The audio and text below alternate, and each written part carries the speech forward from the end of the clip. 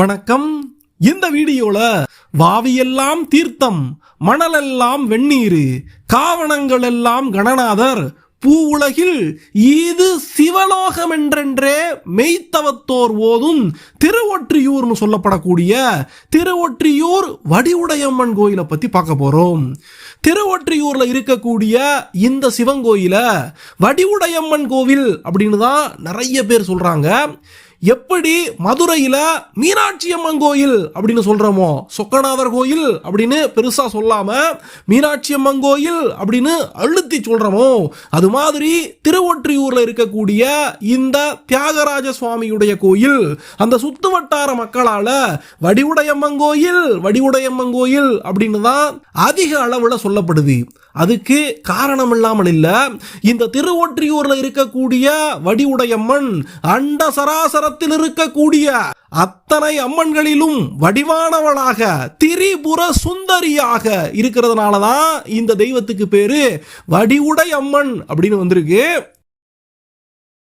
எந்த வடிவுடையம்மன் கோயில் எப்படி உருவாச்சு, இந்த ஊருக்கு பேரு ஏன் திருவொற்றியூர் அப்படின்னு வந்திருக்கு, இங்க சிவபெருமான் எப்படி வந்து சேர்ந்தாரு, வடிவுடையம்மன் எப்படி வந்து சேர்ந்தாங்க, இந்த கோயில்ல சாமிகளுக்கு இருக்கக்கூடிய ஒவ்வொரு பேருக்கும் ஒவ்வொரு நாமத்துக்கும் பின்னால இருக்கக்கூடிய வரலாற்று உண்மைகள் என்ன, யாரெல்லாம் வந்து இங்க இருக்கக்கூடிய சாமியை கும்பிட்டு வர வாங்கி போனாங்க, எந்தெந்த அரசர்கள் எல்லாம் இந்த கோயிலுக்கு திருப்பணி பண்ணாங்க, இங்க நடக்கக்கூடிய முக்கியமான திருவிழாக்கள் எல்லாம் என்ன அப்படின்னு ஏகப்பட்ட விஷயங்களை திருவொற்றியூர் வடிவுடையம்மன் கோயில், திருவொற்றியூர் தியாகராஜ சுவாமி கோயிலுடைய முழுமையான வரலாறை இந்த வீடியோல நம்ம பார்க்க போறோம்.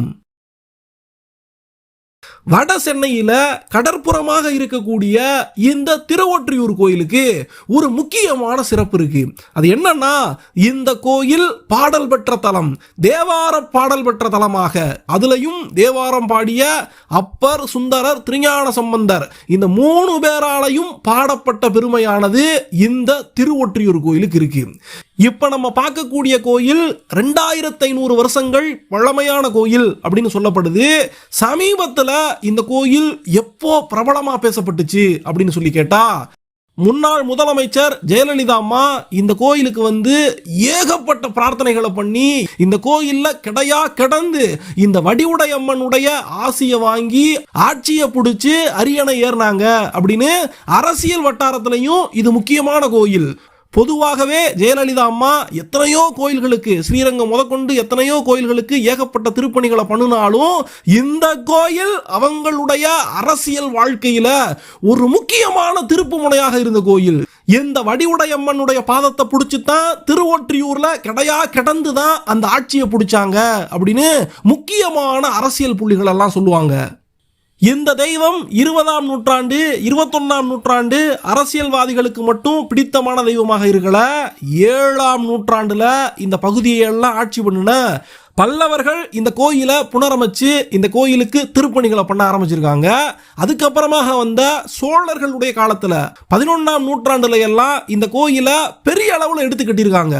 அதுலயும் குறிப்பா ராஜேந்திர சோழன் எப்படி திருவாரூர்ல இருக்கக்கூடிய தியாகராஜ சுவாமியுடைய கோயிலுக்கு விரிவான திருப்பணிகளை பண்ணாரோ, அதே மாதிரியே திருவொற்றியூர்ல இருக்கக்கூடிய இந்த தியாகராஜ சுவாமி கோயிலுக்கும் இந்த வடிவுடையம்மன் கோயிலுக்கும் பெரிய அளவுல 11ஆம் நூற்றாண்டுல திருப்பணிகளை பண்ணியிருக்காங்க.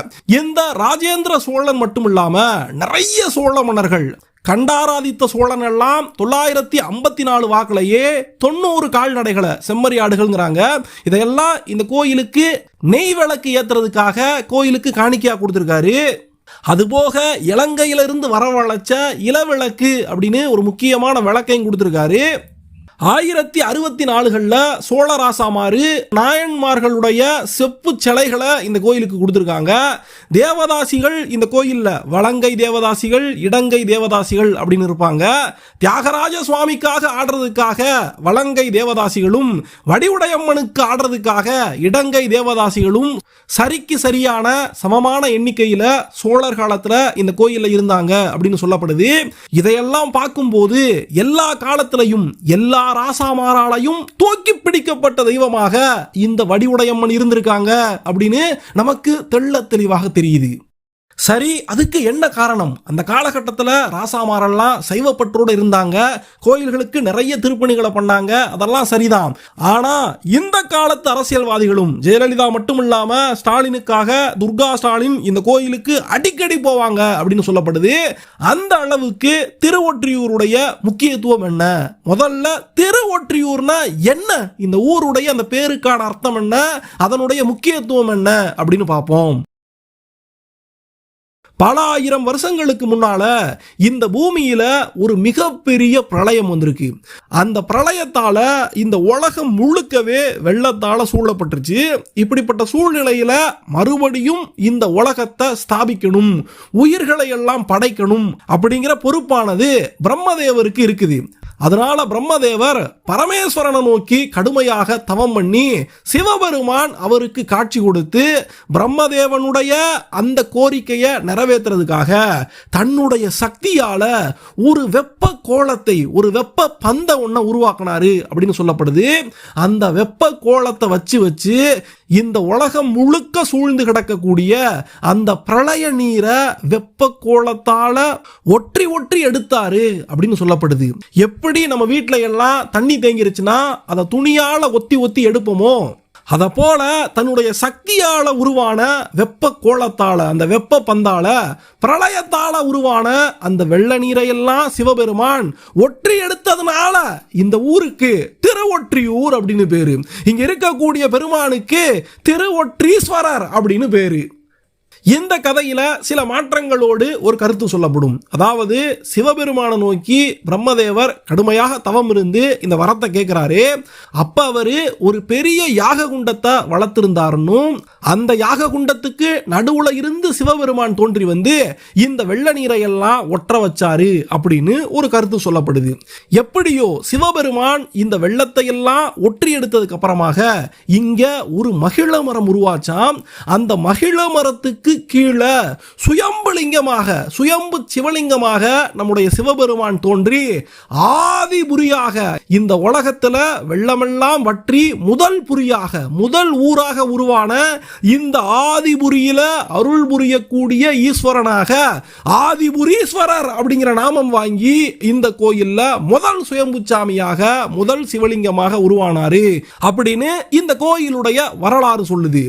இன்னைக்கு கோயிலுடைய கருவறையில கிழக்கு நோக்கி அருள் புரியக்கூடிய இந்த ஆதிபுரீஸ்வரர் சுவாமி கவசம் போட்டே எந்நேரமும் நமக்கு காட்சி கொடுப்பாரு. சுயம்பு சாமியாக, நாக வடிவத்தில் ஒரு சிவலிங்க திருமேனியாக இவரை போய் பார்க்கிறதுக்கு பக்தர்கள் கூட்டம் அலமோதி கிடக்கும். அடுத்த சிறப்பு என்னன்னா, இந்த மகிழ மரத்துக்கு கீழே சிவபெருமானுடைய பாதம் பதிஞ்ச ஒரு காட்சியை நம்மளால பார்க்க முடியும். சந்தன காப்பு போட்டு கும்பிடுவாங்க. சிவபெருமானுடைய பாதம் பதிஞ்ச ஒரு திருத்தலமாக இந்த கோயில் இருக்கிறதுனாலயே இந்த கோயிலை பூலோக சிவலோகம் அப்படின்னு அழைக்கக்கூடிய ஒரு வழக்கமும் இருக்கு. அதனாலதான் பட்டினத்தார் பெருமான் வாவியெல்லாம் தீர்த்தம், மணலெல்லாம் வெந்நீர், காவணங்கள் எல்லாம் கணநாதர், பூவுலகில் ஈது சிவலோகம் என்றென்றே மெய்த்தவத்தார் ஓதும் திருவொற்றியூர் அப்படின்னு இந்த தலமானது பூலோகத்து சிவலோகம் அப்படின்னு நமக்கு தெள்ள தெளிவாக உணர்த்திட்டு போயிருக்காரு.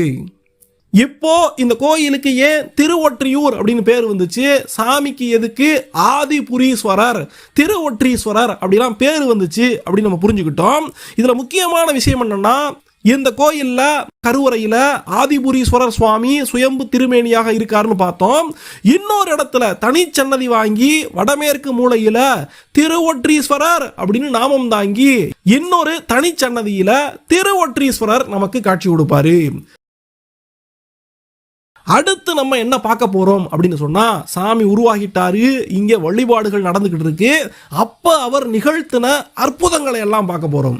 இந்த கோயிலில் இருக்கக்கூடிய பெருமானுக்கு எழுத்தறியும் பெருமான் அப்படின்னு ஒரு பேர் இருக்கு. அது என்ன எழுத்தறியும் பெருமான் அப்படின்னு கேட்டா, மாந்தாதா, மாந்தாதன் அப்படிம்பாங்க. அப்படி ஒரு ராசாவானவர் இந்த பகுதிகளை எல்லாம் ஆட்சி பண்ணி வர்றாரு. ரொம்பவே வயசாகி போச்சு. இருந்தாலும் அவருக்கு எவ்வளவோ வயசாகி போனாலும் முக்தி கிடைக்க மாட்டேங்குது. அவரை சாமி தன்னோட கூப்பிட்டுக்கிற மாட்டேங்கிறாரு. அவருடைய கடைசி காலம் வந்த பிறகும் அவருக்கு இறப்பு மட்டும் நிகழவே மாட்டேங்குது. அப்படிங்கிறதுனால ஒருவேளை நம்ம செஞ்ச புண்ணியங்கள் எல்லாம் நமக்கு இறப்பை கொடுக்க மாட்டேங்குதோ, ரொம்ப வயசாகி போச்சு, நம்ம இறக்க வேண்டிய வேண்டிய தருணம் வந்துருச்சு. அப்படின்னா நம்ம இறக்கணும்னா நிறைய பாவங்களை செய்வோம். அப்படி பாவங்களை செய்ய செய்ய யமதர்ம ராசா வந்து அந்த பாவத்தை எல்லாம் சகிக்க முடியாம நம்மளை கொண்டு போகட்டும் அப்படின்னு பாவம் செய்ய முற்படுறாரு மாந்தாதான்னு சொல்லப்படக்கூடிய அந்த ராசா. அப்படி என்ன பாவம் செஞ்சாரு அப்படின்னு சொல்லி கேட்டா, அவர் ராசா தானே, அவரால் வரி விதிக்க முடியும் இல்லையா, அதனால அநியாயமான வரிகளை எல்லாம் விதிக்க ஆரம்பிச்சாரு. எல்லா ஊர்கள் மேலையும் வரி, ஒரு ஊர் விடாம எல்லா ஊர்கள் மேலையும் வரி விதிக்கிறாரு.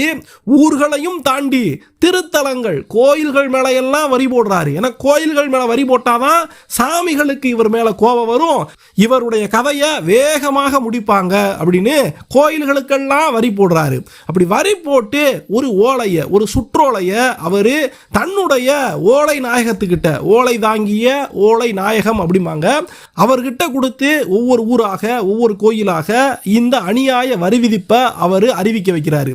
அப்படி ராசா கொடுத்து அனுப்பின அந்த ஓலை நாயகம் தாங்கி வரக்கூடிய வேளையில ராசாவுக்கும் தெரியாம அந்த ஓலை நாயகத்துக்கும் தெரியாம அந்த சுற்றோலையில ஒரு திருத்தம் செய்யப்படுது. அது என்ன திருத்தம்னா, இப்படி வரி விதிப்பானது அரசரால் அறிவிக்கப்பட்டிருக்கு, இந்த ஆணையானது ஒற்றியூர் நீங்களாக கொள்க அப்படின்னு சொல்லுது. ஒற்றியூர், திருவொற்றியூருக்கு மட்டும் இந்த அநியாய வரி விதிக்கக்கூடிய ஆணை கிடையாது அப்படின்னு சுற்றோலைக்குள்ள சிவபெருமான் தன்னுடைய எழுத்துக்களை பதிச்சிருக்காரு.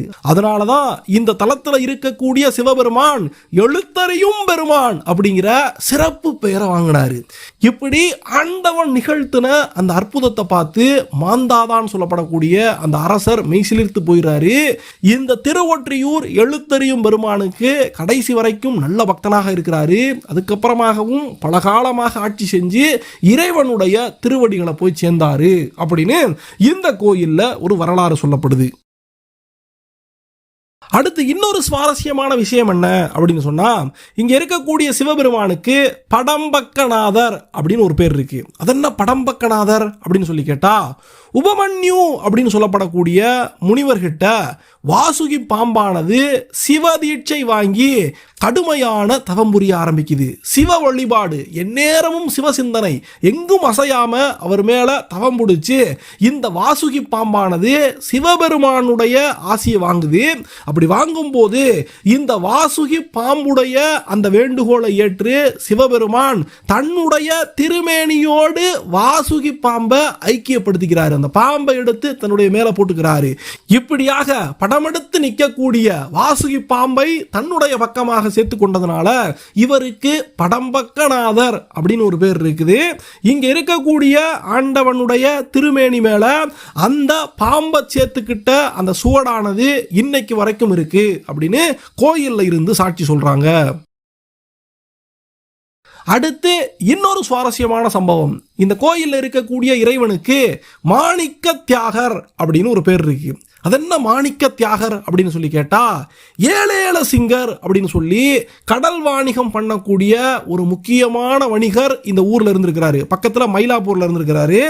மயிலையில இருந்து கடல் வணிகம் பண்ணக்கூடிய இந்த ஏழேல சிங்கர் இருக்காரு.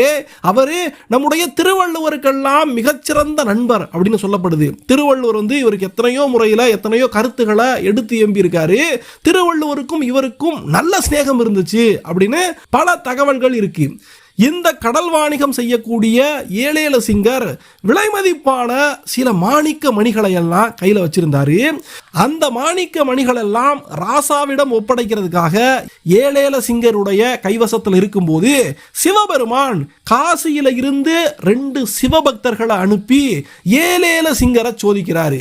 ஏழேல சிங்கர் கிட்ட வந்து இந்த காசியிலிருந்து வந்த சிவபக்தர்கள் கிட்ட உன்னுடைய மாணிக்க மணிகளை கொடு அப்படின்னு சொல்லும் போது ஆண்டவனே சொல்லிட்டாருன்னு சொல்லிட்டு ஏழேல சிங்கர் அவங்க கிட்ட அந்த மாணிக்க மணிகளை ஒப்படைச்சிடுறாரு. அதுக்கப்புறமா ராசா வந்து அந்த மாணிக்க மணிகளை கேட்கும் போது கையை பசஞ்சுக்கிட்டு நின்றுகிட்டு இருக்கக்கூடிய தன்னுடைய பக்தன் ஏழேல சிங்கருக்கு மறுபடியும் அந்த மாணிக்க மணிகளை கொடுத்து ராஜாவுடைய தண்டனையில இருந்து அவரை சிவபெருமான் காப்பாத்தி கொடுத்தாரு. அப்படிங்கிறதுனால மாணிக்கத்தை கொடுத்த இந்த தியாகராஜ பெருமானுக்கு மாணிக்க தியாகர் அப்படின்னு ஒரு சிறப்பு பேரானது இந்த கோயில் இருக்குது. இந்த மாணிக்க தியாகருடைய சன்னதியானது தென் வான்வெளி சுற்றுல இருக்குது. கிழக்கு நோக்கி பார்த்து தான் மாணிக்க தியாகரும் காட்சி கொடுப்பாரு. முக்கியமான 7 தியாகராஜ சுவாமிகள் இருக்கக்கூடிய கோயில சப்த விடங்க தலங்கள் அப்படிம்பாங்க.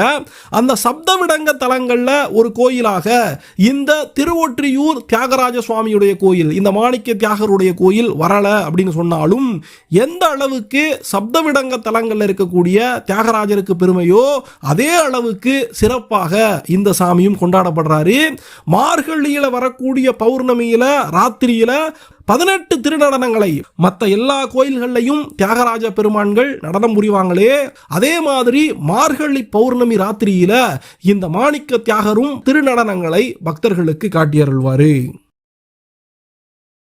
அடுத்து வடிவுடையம்மனுடைய சிறப்பு. வடிவுடையம்மன் எப்படி இங்க வந்தாங்க, எப்படிப்பட்ட தெய்வம் அவள் அப்படின்னு பார்க்கறதுக்கு முன்னால இந்த கோயிலில் இருக்கக்கூடிய இன்னும் சில முக்கியமான சிறப்பம்சங்களை பார்த்துட்டு போயிடலாம். இந்த கோயில்ல நடராஜர் சன்னதியுடைய பின்புறத்துல மிக முக்கியமான ஒரு சிலை இருக்குது. ஒரு மிக முக்கியமான சுவாமி, ஏகபாத மூர்த்தி அப்படின்னு சொல்லப்படக்கூடிய, நடுவுல சிவபெருமான் தன்னுடைய ஒரே பாதத்துல ஏகபாதத்துல நிற்கக்கூடிய காட்சி. அவருடைய உடலில் இருந்து ஒரு பக்கத்துல பிரம்மரும் ஒரு பக்கத்துல விஷ்ணு பரமாத்மா, இவங்க 2 பேரும் அவரிடமிருந்து இந்த 2 மூர்த்திகளும் பிரிஞ்சு வரக்கூடிய அந்த அற்புதமான பல இடங்கள்ல பார்க்க முடியாத ஏகபாத மூர்த்திய இந்த கோயில்ல நம்மளால தரிசனம் பண்ண முடியும்.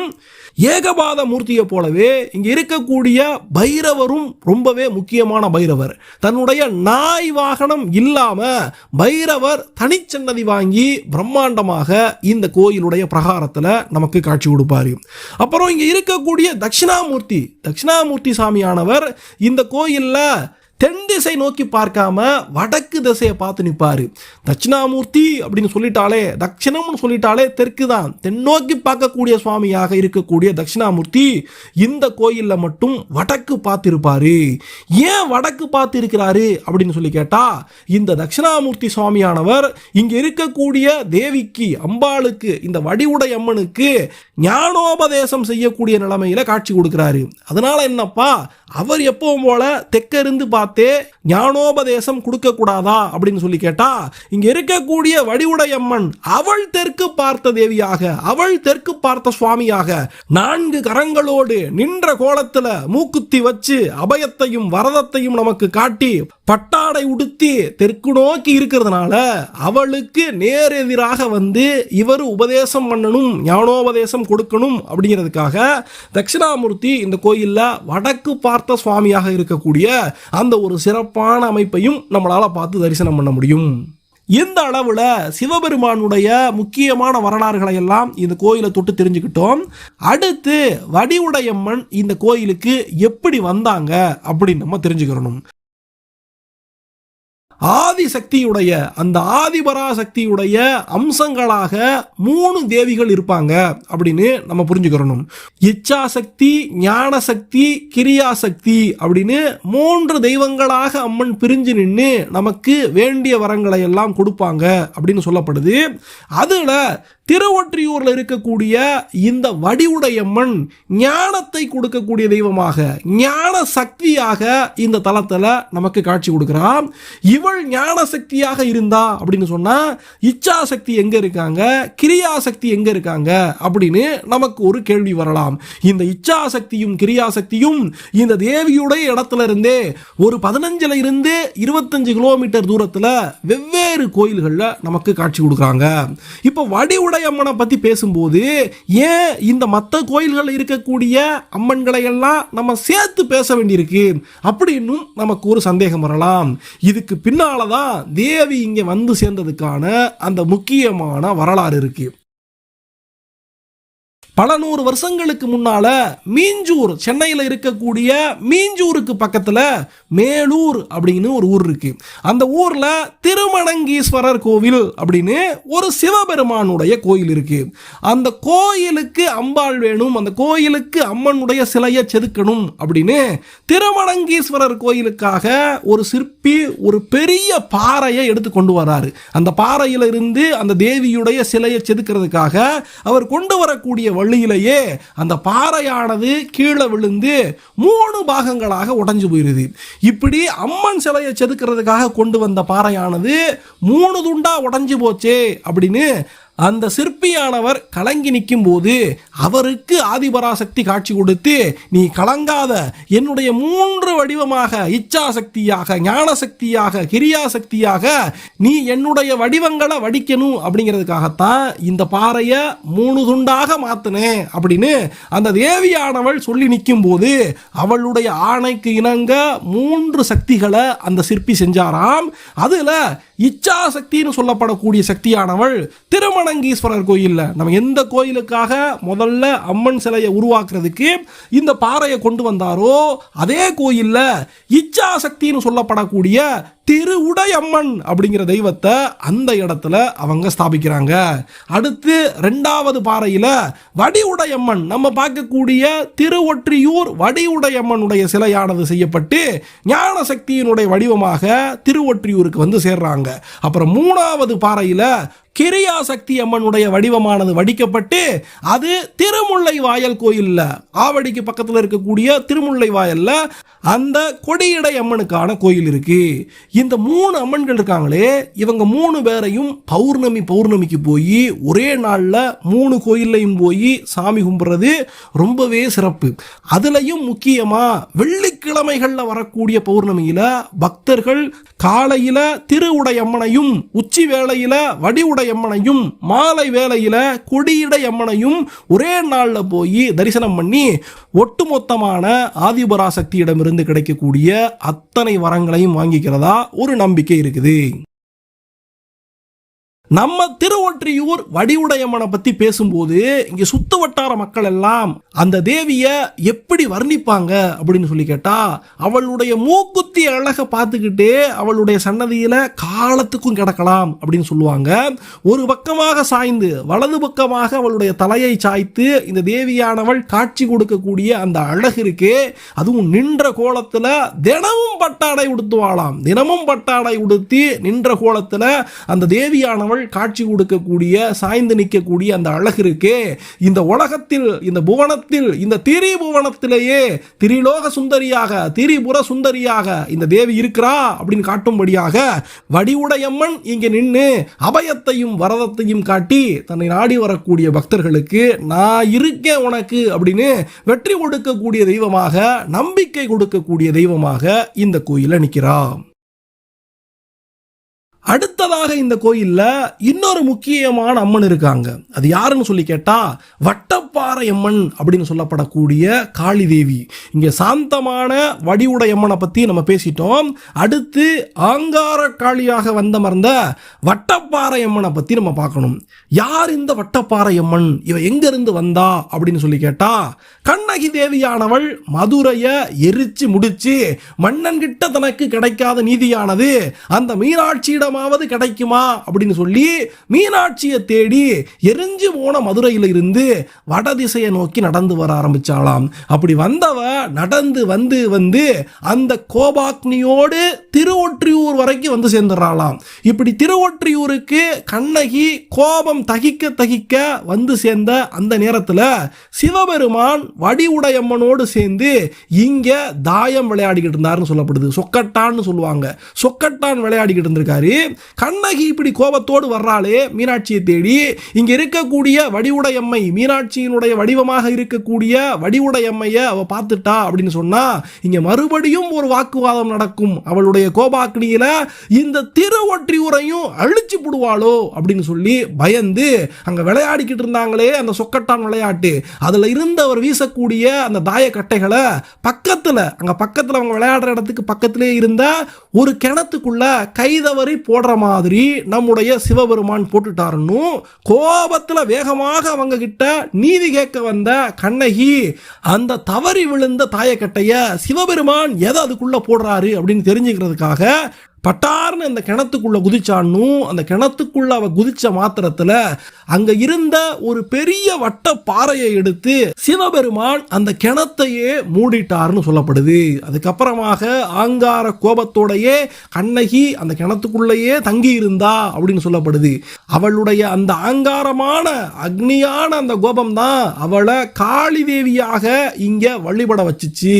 அந்த மதுரையில இருந்து வந்த கண்ணகி தான் வட்டப்பாறை அம்மன் அப்படிங்கிற நாமத்துல இந்த கோயில்ல கும்பிடப்பட ஆரம்பிச்சா. இந்த தேவியுடைய கோபமானது பல காலத்துக்கு இருந்துச்சுன்னு சொல்லப்படுது. முற்காலத்துல எல்லாம் இங்க இருக்கக்கூடிய தெய்வத்துக்கு பலிகள் எல்லாம் கொடுத்தாங்க. ஆனா இந்த காளி தேவியுடைய கோபத்தை தணிக்கிறதுக்காக ஆதிசங்கரர் இங்க ஒரு ஸ்ரீ சக்கரத்தை பிரதிஷ்டை பண்ணாரு. அவளுடைய கோபமானது தணிச்சு இன்னைக்கு சாந்த ஸ்வரூபியாக மாறி பக்தர்களுக்கெல்லாம் நல்லது செய்கிறா இந்த தேவி அப்படின்னு சொல்லப்படுது. கருவறை பிரகாரத்தினுடைய வடக்கு சுற்றுல சன்னதியானது வடக்கு நோக்கி இருக்கும்படியாக இந்த தேவி வட்டப்பாறையம்மன் நமக்கு காட்சி கொடுக்கிறார். இந்த ஒரு சிறப்போடு சேர்ந்து இந்த வட்டப்பாறையம்மனுக்கு ஒரு மிகச்சிறந்த பக்தர் இருந்திருக்காரு. யார் அந்த பக்தர் அப்படின்னு சொல்லி கேட்டா, கவி சக்கரவர்த்தி இந்த தேவி மேல எவ்வளவு பக்தி வச்சிருந்தாரு அப்படின்னு சொன்னா, தேவியானவள் கம்பருக்கு ஒரு மிகப்பெரிய உபகாரம் பண்ணியிருக்கா. அது என்னன்னு சொல்லி கேட்டா, வால்மீகி ராமாயணம் போலயே தமிழ்ல கம்ப ராமாயணத்தை வடிச்சுக்கிட்டு இருந்த நம்முடைய கம்பர் ராத்திரி நேரத்துல எல்லாம் உட்கார்ந்து இந்த கம்ப ராமாயணத்தை எழுதிக்கிட்டே இருப்பாராம். அப்படி அவர் எழுதும் போது வெளிச்சம் வேணும் இல்லையா, இரவு நேரத்துல வெளிச்சம் வேணும் அப்படிங்கிறதுக்காக காகுத்தன் கதையை நான் இரவில் சொல்ல சொல்ல என் மாணாக்கர் குறையில்லாமல் எழுத உதவியாக அவர்களுக்கு வெளிச்சம் தரக்கூடிய பந்தத்த பிடிதாயே என்னுடைய காளியே அப்படின்னு சொல்லி, ஒற்றியூர் காக்க உரைகின்ற காளியே வெற்றியூர் காகுத்தன் மெய்சரிதை பற்றியே நந்தாது எழுதுவதற்கு நள்ளிரவில் மாணாக்கர் பிந்தாமல் பந்தம்பிடி அப்படின்னு கம்பர் காளியம்மாவை இந்த வட்டப்பாறையம்மனை பந்தமே பிடிக்க வச்சாரு. அந்த அளவுக்கு பக்தர்களுக்கு அருள் செய்யக்கூடிய தெய்வமாக இந்த வட்டப்பாறையம்மன் இருக்கிறா அப்படின்னு இந்த கோயில்ல அவளுடைய வரலாறானது சொல்லப்படுது. அடுத்து இன்னொரு சுவாரஸ்யமான சம்பவம் என்ன அப்படின்னு சொல்லி கேட்டா, ஏற்கனவே இந்த கோயில்ல அப்பர், சுந்தரர், திருஞான சம்பந்தர் பாடல்களை பாடியிருக்காங்க அப்படின்னு சொன்னோம். இந்த கோயில்ல கலியமூர்த்தி நாயனார் அப்படின்னு சொல்லப்படக்கூடிய கலிய நாயனார் இருக்காரே, அவருடைய அவதார தலமும் முக்தி தலமும் இதே திருவொற்றியூர் தான். கலியமூர்த்தி நாயனார் என்ன செய்வார்னு சொல்லி கேட்டா, அவரு சிவபெருமானுக்கு கோயிலுக்கு விளக்கேற்றக்கூடிய அந்த கைங்கரியங்களை பண்ணாரு. ஏகப்பட்ட பொருள் செலவு பண்ணி எந்த குறையும் இல்லாம கோயிலுக்கு விளக்கேற்றி வரக்கூடிய கலியமூர்த்தி நாயனார நம்முடைய சிவபெருமான் சோதிச்சு பார்க்கிறாரு. அவருடைய சொத்தே அழியும் அளவுக்கு அவரை திருப்பணி பண்ண வைக்கிறாரு. அந்த சொத்தெல்லாம் அழிஞ்சு இனிமேல் சாமிக்கு விளக்கேற்றுறதுக்கு என்ன கூட தன்னால வாங்க முடியாது அப்படிங்கிற பரம ஏழையாக கலிய நாயனார சிவபெருமான் மாத்துறாரு. அந்த நேரத்துல விளக்கேற்றுறதுக்கு என்னதான இல்ல, என்னுடைய ரத்தத்தையே எண்ணெயாக்கி சிவபெருமானுக்கு விளக்கேத்துறேன் அப்படின்னு கலிய நாயனார் தன்னுடைய கழுத்தை அறுத்து குருதியில ரத்தம் ஏத்தும் போது அங்க வந்து அவரை தடுத்தாட்கொண்டு அவருக்கு முக்தி கொடுத்த தலமாக இந்த திருவொற்றியூர் தலம் இருக்குது. ஆடி மாசத்துல வரக்கூடிய கேட்டை நட்சத்திரத்துல குரு பூஜையானது, கலிய நாயனாருடைய குரு பூஜையானது இந்த கோயில்ல சிறப்பாக கொண்டாடப்படுது. அடுத்து இன்னொரு முக்கியமான விசேஷம் என்ன அப்படின்னு சொல்லி கேட்டா, இங்க இருக்கிறாரே ஆதிபுரீஸ்வரர் நம்முடைய தெய்வம், அவரு சுயம்பு மூர்த்தியாக இங்க ஆதி காலத்துல உருவானாரு அப்படின்னு சொன்னமே, அவருடைய அந்த திருமேனியானது புற்று மண்ணால உருவான திருமேனி. அந்த புற்று மண்ணாலேயே அவர் உருவாயிருக்கிறாரு அப்படிங்கிறதுனால இந்த தெய்வத்துக்கு அபிஷேகம் எல்லாம் இல்லை. இவருடைய திருமேனிய அர்ச்சகர்கள் தொட்டு கூட எந்த ஒரு அபிஷேகமோ ஆராதனைகளையோ பண்ண மாட்டாங்க. வருஷம் முழுக்க கவசம் சாத்தி அந்த சதுர ஆவுடையாருக்குள்ளதான் புற்றுமண்ணால உருவான இந்த சுயம்புலிங்கமானது இந்த சுவாமியானவர் இருப்பார். ஆனா வருஷத்துல 3 நாள் மட்டும் வெள்ளி கவசம் இல்லாம அந்த உண்மையான புற்று வடிவத்தில் இருக்கக்கூடிய தெய்வத்தை நம்மளால தரிசனம் பண்ண முடியும். கார்த்திகை மாசத்துல வரக்கூடிய பௌர்ணமி அன்னைக்கு தொடங்கி 3 நாட்கள் கவசம் இல்லாம நம்முடைய சிவபெருமான் காட்சி கொடுப்பாரு. அந்த 3 நாள்ல மட்டும் வருஷம் முழுக்க அவருக்கு அபிஷேகங்கள் பண்ணாம இருந்தாலும் அந்த 3 நாட்கள் மட்டும் புனுகு, ஜவ்வாது, சாம்பிராணி சாம்பிராணி தைலம் இதையெல்லாம் வச்சு தெய்வத்துக்கு அபிஷேகமானது பண்ணப்படும். அந்த நாட்களில் போனோம்னா சுயம்பு திருமேனிய கவசமில்லாமல் பார்க்கக்கூடிய கார்த்திகை பௌர்ணமியிலிருந்து தொடங்கி 3 நாட்கள் பக்தர்கள் சிவபெருமான நேரடியாக கவசமில்லாமல் தரிசிக்கக்கூடிய அந்த ஒரு பாக்கியமானது நமக்கு கிடைக்கும். சரி, ஏன் குறிப்பா அந்த 3 நாள்களில் மட்டும் இப்படி தெய்வத்துக்கு இந்த மாதிரியான புனுகு ஜவ்வாது சாம்பிராணி தைலத்தை வச்சு அபிஷேகம் பண்றாங்கன்னு சொல்லி கேட்டோம்னா, சிவபெருமானுடைய காட்சி வேண்டி விஷ்ணு பரமாத்மா, பிரம்மதேவர், வாசுகி இவங்க 3 பேரும் இந்த குறிப்பிட்ட தினங்கள்ல கார்த்திகை பௌர்ணமியை ஒட்டி அவங்கெல்லாம் தவம் புரிஞ்சு சிவபெருமானுடைய அந்த ஒரு காட்சியை பார்த்ததுனால இந்த ஒரு வழக்கமானது காலங்காலமாகவே கடைபிடிக்கப்படுது அப்படின்னு ஒரு கருத்து சொல்லப்படுது. அடுத்த சிறப்பு என்ன அப்படின்னு சொல்லி கேட்டா, இங்க இருக்கக்கூடிய திருவொற்றியூர் பெருமான் இருக்கிறாரே, அவர் சாதாரணமான சாமி கிடையாது. தன்னுடைய பக்தனுக்கு 2வது கல்யாணத்தையே முடிச்சு வச்ச சாமி. யார் அந்த பக்தன்? 2ஆம் கல்யாணத்தை முடிக்கிறதுக்கு ஏன் சிவபெருமான் உதவியாக இருந்தாரு அப்படின்னு சொல்லி கேட்டா, எல்லா நாயன்மார்களையும் எடுத்து பார்க்கும்போது சுந்தரமூர்த்தி நாயனார் மட்டும் தனியா நிற்பாரு. ஏன்னு சொல்லி கேட்டா, மற்றவர்கள் எல்லாம் சிவனடியாராக இருந்து சிவபெருமானுடைய பாதத்தை பிடிச்சாங்க. ஆனா இவர் மட்டும் சுந்தரமூர்த்தி நாயனார் நண்பனாக இருந்தாரு. சிவபெருமானுக்கே நண்பனாக இருந்து நட்பு பாராட்டித்தான் சிவபெருமானுடைய அந்த பாதங்களை அவர் பிடிச்சாரு. அவருக்கு பணப்பற்றாக்குறையெல்லாம் வந்துருச்சுன்னா சிவபெருமான் கிட்ட கேட்டு பணம் வாங்கிட்டு போவாரு. சிவபெருமானும் அவருக்கு பொருளுதவி செய்வாரு. அந்த அளவுக்கு இவங்க 2 பேருக்கும் நட்பு இருந்துச்சு. இப்படிப்பட்ட நேரத்தில் திருவாரூர்ல வச்சு தன்னுடைய முதல் கல்யாணம், சுந்தரமூர்த்தி நாயனார் தன்னுடைய முதல் கல்யாணத்தை பறவை நாச்சியாரோடு முடிக்கிறாரு. அதுக்கப்புறமா திருவாரூர்ல இருந்து பயணப்பட்டு எத்தனையோ தலங்களையும் தரிசிச்சு திருவொற்றியூருக்கு வந்து சேரும்போது, திருவொற்றியூர்ல சங்கிலி நாச்சியார் அப்படின்னு சொல்லப்படக்கூடிய ஒரு பொன்னானவள் இந்த கோயில்ல தங்கி இருந்து பூமாலை தொடுத்து சாமிக்கு அணிவிக்கக்கூடிய அந்த திருத்தொண்டை பண்ணி வரும்போது, அவளை பார்த்த சுந்தரமூர்த்தி நாயனாருக்கு தன்னுடைய 2வது மனைவியாக சங்கிலி நாச்சியாரை ஆக்கிக்கிறணும் அப்படின்னு ஒரு ஆசை வருது. சுந்தரமூர்த்தி நாயனாருக்கு ஏன் இப்படி ஒரு ஆசை வந்துச்சு அப்படிங்கிறதுக்கு பின்னால முன்னால அவருடைய முற்பிறவியில நடந்த ஒரு மிகப்பெரிய கதை இருக்கு. அதையெல்லாம் இன்னொரு வீடியோல தெளிவாக சொல்லியிருக்கேன். அந்த வீடியோடைய லிங்கையும் இந்த வீடியோடைய டெஸ்கிரிப்ஷன்ல கொடுத்துருக்கேன். அதனால அந்த முற்பிறவியினுடைய தொடர்ச்சியாக பறவை நாச்சியாரை கல்யாணம் பண்ண மாதிரியே சங்கிலி நாச்சியாரையும் அவர் கல்யாணம் பண்ணணும். அப்படி கல்யாணம் பண்றதுக்கு சிவபெருமான் கிட்ட போய் உதவியே கேட்கிறாரு. எனக்கு சங்கிலி நாச்சியாரை மனம் முடிக்கணும், உன்னுடைய கோயில்ல தான் உனக்கு திருத்தொண்டு பண்ணி வர்றா, எனக்கும் அவளுக்கும் கல்யாணத்தை முடிச்சு வைங்க அப்படின்னு சிவபெருமான் கிட்ட நம்முடைய சுந்தரமூர்த்தி நாயனார் கேட்கும்போது, சிவபெருமானும் பக்தனுக்காக சங்கிலி நாச்சியார் கிட்ட தூது போறாரு. அப்ப சங்கிலி நாச்சியார் என்ன சொல்றாங்க? சுந்தரமூர்த்தி நாயனார் உண்மையிலேயே மிகச்சிறந்த சிவபக்தர், அவரை நான் கல்யாணம் பண்ணிக்கிறதுல எனக்கு எந்த வருத்தமும் கிடையாது, சந்தோஷம்தான். ஆனா அவர் ஏற்கனவே கல்யாணமானவர் இல்லையா, பறவை நாச்சியார மணந்தவர் இல்லையா, என்ன இன்னைக்கு அவரை கல்யாணம் பண்ண சொல்றீங்களே, அப்படி நான் கல்யாணம் பண்ணி முடிச்சேன் அப்படின்னு சொன்னா கொஞ்ச நாள்லயே மறுபடியும் என்ன பிரிஞ்சு போயிட மாட்டாரா அப்படின்னு ஒரு நியாயமான கோரிக்கையை சங்கிலி நாச்சியார் வைக்கிறாங்க. சுந்தரமூர்த்தி சுவாமிகள் இந்த தலத்தை விட்டு நீங்க மாட்டேன், இங்கேயே இருப்பேன் அப்படின்னு எனக்கு சத்தியம் பண்ணி கொடுத்தா அவரை நான் கல்யாணம் பண்ணிக்கிறேன் அப்படின்னு சங்கிலி நாச்சியார் சொல்ல போக, அதை நம்முடைய சிவபெருமான் தூதாக கொண்டு போய் சுந்தரமூர்த்தி சுவாமிகள்கிட்ட சொல்லும் போது, சுந்தரமூர்த்தி சுவாமிகள் என்ன செய்யறாரு? சரி, அது மாதிரியே செஞ்சுக்கிருவோம், உங்ககிட்ட சத்தியம் போட்டு கல்யாணம் பண்ற மாதிரி பண்ணிக்கிறேன், ஆனா நான் சத்தியம் பண்றதுக்கு கருவறையில நிற்கும் போது நீ கருவறையை விட்டு நீங்கி போய் இங்க மகிழ மரம் இருக்கே, அந்த மகிழ மரத்துக்கு அடியில போய் நின்னுக்க, நீ இல்லாத இடத்துல வச்சு நான் சங்கிலி நாச்சியாருக்கு சத்தியம் போட்டு அவளை கல்யாணம் பண்ணிக்கிறேன் அப்படின்னு சுந்தரமூர்த்தி நாயனார் சொல்றாரு. அப்ப சுந்தரமூர்த்தியுடைய மனசுல என்ன இருக்குது? எப்ப வேணாலும் இந்த இடத்தை விட்டு நீங்கி போகக்கூடிய ஒரு நிலைமையில தான் இருக்காரு. அப்படின்னா சுந்தரமூர்த்தி நாயனார் சங்கிலி நாச்சியாரை பிரிஞ்சு போகிறதுக்கான வாய்ப்புகள் இருக்கு அப்படின்னு புரிஞ்சுக்கிட்ட சிவபெருமான் என்ன பண்றாரு? சரிப்பா, நீ சொல்ற மாதிரியே செஞ்சிடறேன் அப்படின்னு ஒண்ணுமே சொல்லாம சுந்தரமூர்த்தி நாயனாருக்கு தலையாட்டிட்டு போய் அந்த பக்கமாக சங்கிலி நாச்சியார்கிட்ட ஒரு விஷயத்த சொல்றாரு. அம்மா, அவன் சத்தியம் பண்ணியே உன்னை கல்யாணம் பண்ணுவான், உன்னை பிரிஞ்சு போக மாட்டேன்னு சத்தியம் பண்ணுவான், ஆனா அந்த சத்தியத்தை நீ மகிழ மரத்தடியில வச்சு வாங்கிக்கிறணும், என்னுடைய கருவறைக்கு பக்கத்துல வச்சு வாங்கக்கூடாது அப்படின்னு சிவபெருமான் சொல்லிட்டு வந்துடுறாரு. இன்னைக்கு கல்யாண ஏற்பாடுகள் எல்லாம் நடக்குது. கருவறை முன்னால வச்சு சுந்தரமூர்த்தி சுவாமிகள் உன்னை எந்த காலத்திலையும் பிரிய மாட்டேன் அப்படின்னு சங்கிலி நாச்சியாருக்கு சத்தியம் பண்ண பாக்குறாரு. அப்ப சங்கிலி நாச்சியார், தெய்வத்து முன்னால நம்ம சத்தியம் பண்ணணும் அப்படின்னு அவசியம் இல்லை, வாங்க வேற ஒரு இடத்துல சத்தியம் வாங்கிக்கிறேன் அப்படின்னு கூட்டி வந்து மகிழ மரத்தடி முன்னால வச்சு அவரை சத்தியம் பண்ண வைக்கிறாங்க. அவரும் சிவபெருமான் இங்க நிக்கிறாரு, அவருடைய பாதம் பதிஞ்ச மகிழ மரத்தடியில தான் நம்ம நிக்கிறோம் அப்படின்னு புரிஞ்சுக்கிட்டு அங்க வச்சு சிவபெருமான் முன்னாலேயே சத்தியம் பண்ணி கொடுத்துடுறாரு. சத்தியம் பண்ணி சங்கிலி நாச்சியாரோடு அருமையாக அவர் குடும்பம் நடத்தி வர்றாரு.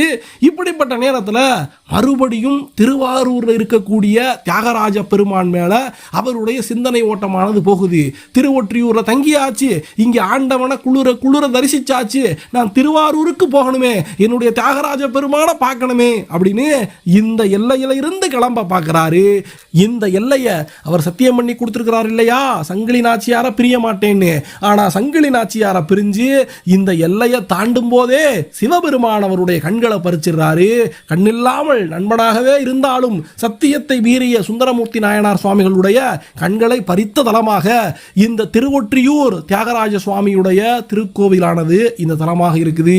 இப்படி ஏகப்பட்ட சிறப்புகள் இந்த கோயிலுக்கு பின்னால ஆண்டவன் எப்படி எப்படி எல்லாம் திருவிளையாடல்கள் நிகழ்த்தி இருக்கிறாரு அப்படின்னு நம்ம வரிசையா பார்த்துக்கிட்டு போய்கிட்டே இருக்கோம்.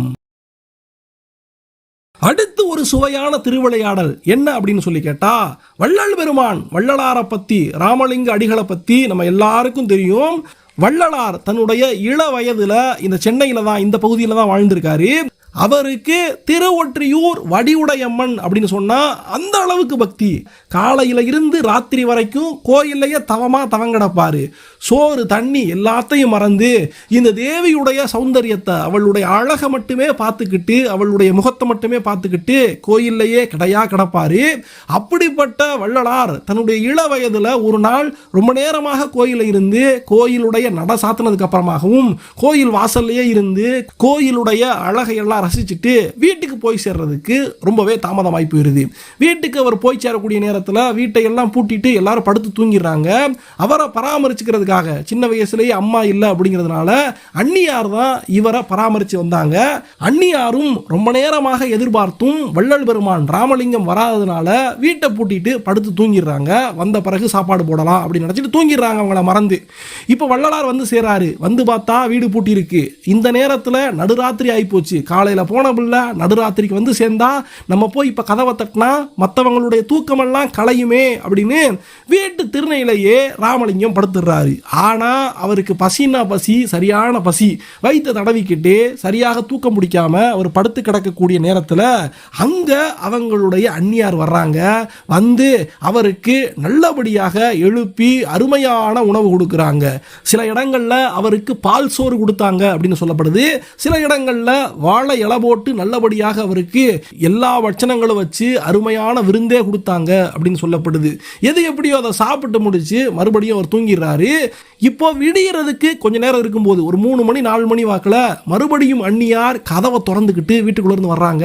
வந்து ராமலிங்கத்தை எழுப்பி, ஏன்பா ராமலிங்கம், ராத்திரி எவ்வளவு தாமதமாக வந்த எனக்கு தெரியலையே, நானும் கொஞ்ச நேரம் கண்ணை சந்துட்டு எந்திரிச்சு உனக்கு சாப்பாடு போடலாம்னு நினைச்சேன், மறந்து தூங்கிட்டேனப்பா, நீ சாப்பிடாம வவுத்து பசியோடு இருப்பியே, வா நான் உனக்கு ஏதாவது சாப்பாடு பண்ணி கொடுக்குறேன் அப்படின்னு அந்த தேவி கூப்பிடும் போது அங்க வள்ளல் பெருமான் ராமலிங்கம் என்ன சொல்றாருன்னா, அண்ணி கொஞ்ச நேரத்துக்கு முன்னாலதான் வந்து எனக்கு முழு விருந்தே கொடுத்தீங்களே, நீங்க சாப்பாடு போட்ட அந்த எச்சில் இலை கூட அங்கதான் கிடக்குது, என்ன மறந்துட்டீங்களா, மறுபடியும் என்ன சாப்பிட கூப்பிடுறீங்க அப்படின்னு கேட்கும்போது அண்ணியார் சொல்றாங்க, இல்லப்பா நான் வந்து உன்னை பார்க்கவே இல்லை, உனக்கு சாப்பாடும் கொடுக்கல அப்படின்னு சொல்லும்போது அந்த இடத்துல தேவி வடிவுடையம்மன் தான் தன்னுடைய அண்ணியுடைய வடிவத்துல வந்து தனக்கு இப்படி பசியாத்திட்டு போனாங்க அப்படின்னு ராமலிங்கம் புரிஞ்சுக்கிறாரு. ராமலிங்கத்தினுடைய அண்ணியார், அவருக்கு அன்னைக்கு அன்னையாக இருந்த அந்த அண்ணியார் தேவியுடைய வடிவத்துல வந்தது. அந்த அண்ணியாக இருந்த அன்னைக்கும் பெருமை, பக்தனுடைய பசியாற்றிய நம்முடைய வடிவுடைய அம்பாளுக்கும் பெருமை. அதுக்கப்புறமா தான் ராமலிங்க அடிகளார் இந்த தேவி மேல, வடிவுடை அம்மன் மேல வடிவுடை மாணிக்க மாலை அப்படின்னு ஏகப்பட்ட பாடல்களை பாடி தேவியுடைய பெருமைகளை உலகத்துக்கு சொல்லியிருப்பாரு. வள்ளலாரை போலவே பட்டினத்தார் பெருமானுக்கும் பட்டினத்தடிகளுக்கும் இந்த ஊர் திருவொற்றியூர், இந்த கோயில் முக்கியமான கோயில்.